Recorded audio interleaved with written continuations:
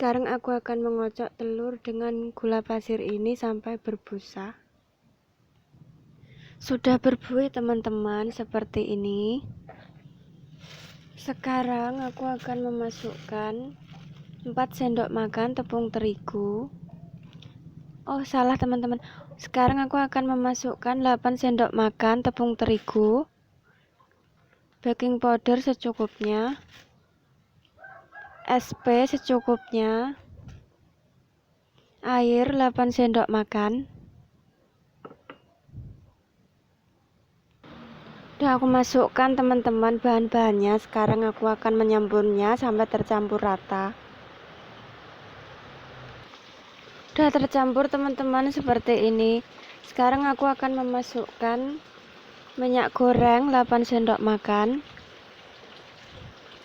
Begitu juga dengan pewarna.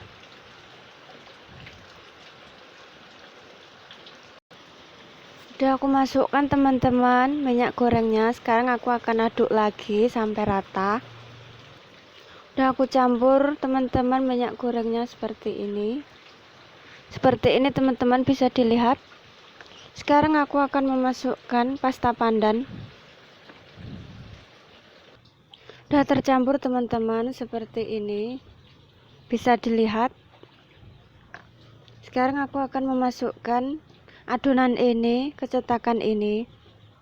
Yang udah aku olesin dengan minyak goreng, mentega juga bisa, margarin juga bisa. Udah aku masukkan cetakan teman-teman seperti ini, bisa dilihat.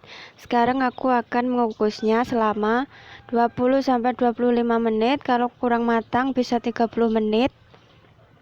Dan aku akan mengukusnya dengan api yang besar dan air yang mendidih.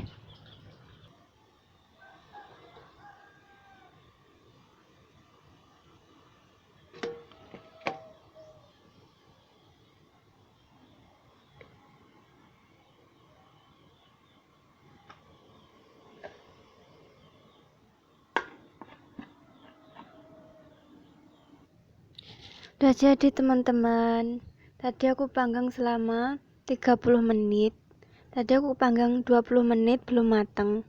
Ini aku panggang 30 menit baru matang seperti ini. Teman-teman bisa dilihat. Jangan lupa like, subscribe, komen, dan share ya teman-teman. Bisa buat ide jualan.